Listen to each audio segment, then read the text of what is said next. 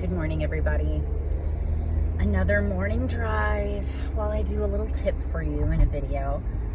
This morning has been a little bit more difficult for us. It's definitely a Monday morning, which always can be kind of a make or breaker, right, for your whole week. This week in Learn to Love Your Story, we're talking about this concept of using self-compassion because you're human. Using self-compassion by kind of comparing yourself to all of humanity and just allowing yourself to be fallible and allowing yourself the space to make mistakes, right? So this morning was a little bit of that. We didn't plan well with our time, so we were running a little late. And when I run late, I get crabby. But I was demonstrating for my child that, I own that. Like, this is not her problem that I'm crabby, and it's not hers to fix for me, that I need to suck it up and figure this out, that I decided to run late. And then I had seen that her shoes were on the wrong way, and I had asked her to switch them. She's a kindergartner. And in doing that, realized that kind of the tongue of the shoe was all stuffed up into the toe. How kids walk around in shoes like this, please. I can't. I don't know how they do it. Like, if my sock feels crooked in my shoe, I'm losing my mind.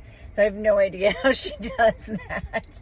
But she and I have been talking about this lately. So I said, honey, I reminded you, just yesterday, you've got to pull the tongue out when you put your shoe on. Otherwise it gets all stuck up there and it's not good for your foot. And she got in a full-on battle with me about she was right, that she had done it, and she's like, nope, I did it, I pulled the tongue out, nope, I did it.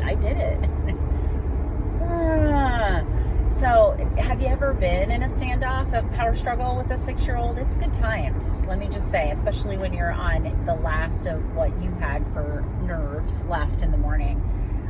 So it didn't end super well, but we got the shoes on right, we got in the car. And we have a pretty nice drive, 15 to 20 minutes, depending on lights on the mornings that I drop her off. So we spent the time talking about what happened. And I used this method I use in all sorts of things, but it's a person-centered way to kind of examine how things are going and make modifications. So it's 4 questions. You ask what worked, what didn't work, what to keep the same, and what to do differently. And it's pretty standard way of looking at anything, really. I mean, it could be relational, but it also could just be, you're trying a new project out and you evaluate it every week with what's working, what's not working, what to do the same, and what to change up.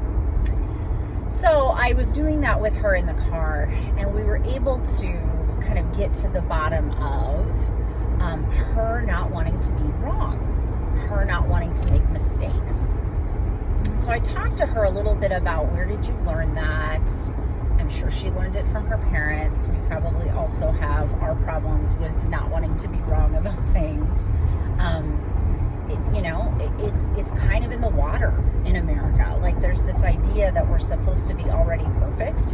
And the truth of the matter is that perfection is a math problem, or is what I believe to be a math problem. I'm not great at math, but it is not a humanity issue, because humans will never be, have never been perfect. There is always fallibility, there's always mistakes, and there's a reason for it. The reason is that is how the brain learns. When we are little and we're learning to walk and we're learning about balance, kids don't just get up and start walking. Kids get up and fall and get up and fall. And I've talked about this concept before. And I wanted her to understand that, at least in our house, it's okay to be wrong. It's okay to make mistakes. It isn't okay to make more problems with that by lying or not owning what your mistake is. That in our house, we will have compassion for one another and for ourselves. And we will understand that, yep, we're going to make mistakes. It's part of how we're going to learn to do it better. And then when we talk about what's working and what's not working, that can be one of the things that's not working. And when we talk about what to keep the same and what to do differently, that can be one of the things that we change and decide to try differently. And all things are okay.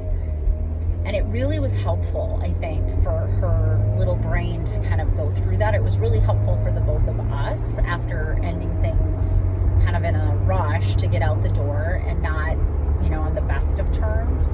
It also helped to bring closure to the end of that, which is always great when you have kids and you're trying to work things out with them or partners or any relationship really.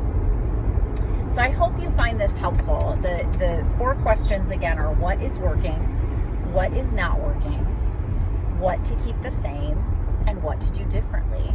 And built into these questions is the implication that we don't always do things well, that we don't always do things right or perfect or whatever other ism or idiom that you want to put in there. This is humanity, and humanity is fallible, and we need to be able to allow space for that in order to allow space for us to grow and to learn. In fact, in the struggle is kind of where the growth usually is happening. In the comfort is not where the growth is happening. Comfort would signify that not much of anything is happening. It's just staying the same. That's why it's comfort. Discomfort usually means that there's an opportunity there for some growth. So I hope the antics of Dr. Natalie's household has helped you. I hope those 4 questions help you. By the way, if you like these tips and you want to follow me, the easiest way to do that is to go to my learntoloveyourstory.com, learntoloveyourstory.com, that's all it is, website where all of my blogs and videos are logged. But right in the top right corner, if you pull it up on your phone, it's actually 4 little lines in the top right corner. If you pull it up on a tablet or a desktop, you'll just see it. But I have every single one of my social medias listed, and you can follow me on social media. If you follow me on social media, what you're going to get is these tips every week will come directly to my social media feed. Any blogs I do go directly to my social media feed. Any tips, any quotes that I decide to put out, any lives that I'm doing are usually at least on 3 of them, which is Facebook, Instagram, and likely YouTube and LinkedIn. Well, I will at least post the video later. I always encourage people to follow me on YouTube just because all these videos are housed there, which is really nice. It's one place for you to go where they're all neatly organized. But you can also follow me on whatever the social media platform is that works best for you.